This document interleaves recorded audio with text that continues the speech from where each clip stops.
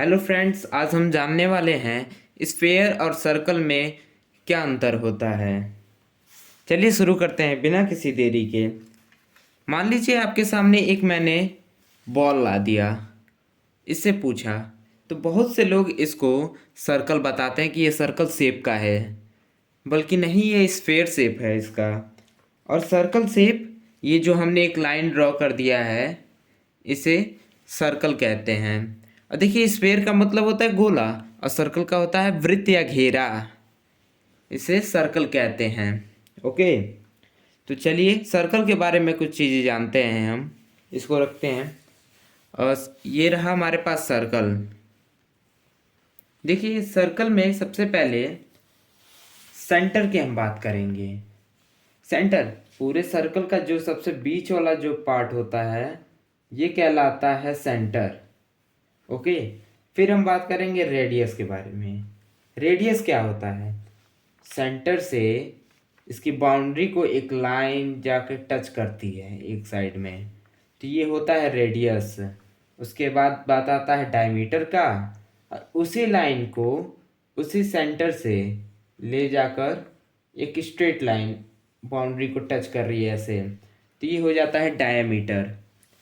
उसके बाद बात आता है हमारा सरकमफ्रेंस का। तो सरकमफ्रेंस मतलब ये होता है पेरीमीटर। जो हमने स्फेयर रेक्टेंगुलर में पेरीमीटर पढ़ा था, वही सर्कल में सरकमफ्रेंस कहा जाता है। सरकमफ्रेंस यहाँ से गए, फिर यहाँ घूम के आके फिर यहाँ पर रुक गए। जितना हमने डिस्टेंस ट्रेवल किया वो हमारा सरकमफ्रेंस कहलाता है। फिर बात आती है कॉर्ड की। कॉर्ड किसी भी एक साइड में सर्कल के एक लाइन ऐसे ड्रॉ करती है, स्ट्रेट लाइन।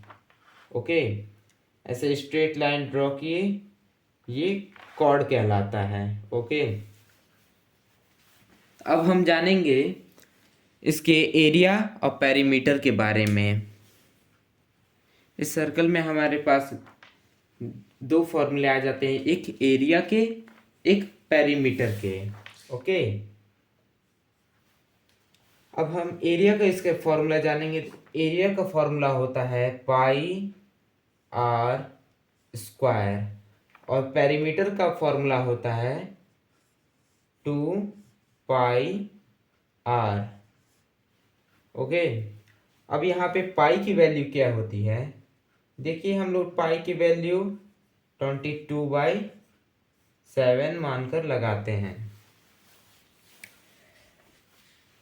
तो सर्कल आपको समझ आ गया होगा। अब हम चलते हैं स्फेयर के फॉर्मूले की तरफ। और शुरू में तो आपको स्फेयर समझा ही दिया था, स्फेयर कैसा होता है, किसे कहते हैं स्फेयर। चलिए आगे बढ़ते हैं। ये देखिए, हमारे स्फेयर में यहाँ दो चीज़ आ जाता है। जैसे एक तो एरिया होता है और एक वॉल्यूम होता है। अब वॉल्यूम नया नया चीज़ है। अब आखिर वॉल्यूम क्या होता है? वॉल्यूम मतलब होता है उसके अंदर कोई भी ऐसा शेप है। सबसे पहले तो स्फेयर एक 3D शेप है, और कोई भी एक 3D शेप में अंदर कितनी उसकी कैपेसिटी है, वही उसकी वॉल्यूम कहलाती है। इसके अंदर मान लीजिए कोई भी एक, ये फुटबॉल ले लीजिए। फुटबॉल में अगर हम हवा भर रहे हैं, अंदर कितना हवा भरा रहा है, वही उसका वॉल्यूम हो गया। इसके अंदर कितना फ्लूइड या वाटर या कुछ भी हो, इसको स्टोरेज कर सकते हैं, वो उसका वॉल्यूम हो गया। वॉल्यूम का देखिए, स्फेयर के वॉल्यूम का फॉर्मूला होता है 4/3 पाई आर क्यूब। अब आते हैं सरफेस एरिया में। सरफेस एरिया देखिए, एक तो दो तरह के सरफेस एरिया होते हैं कुछ शेप्स में, 3D शेप्स में, total surface area and lateral surface area.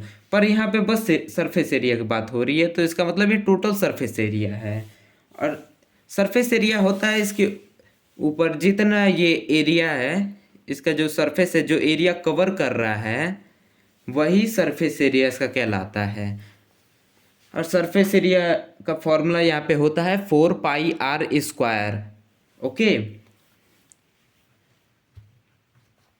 तो धन्यवाद।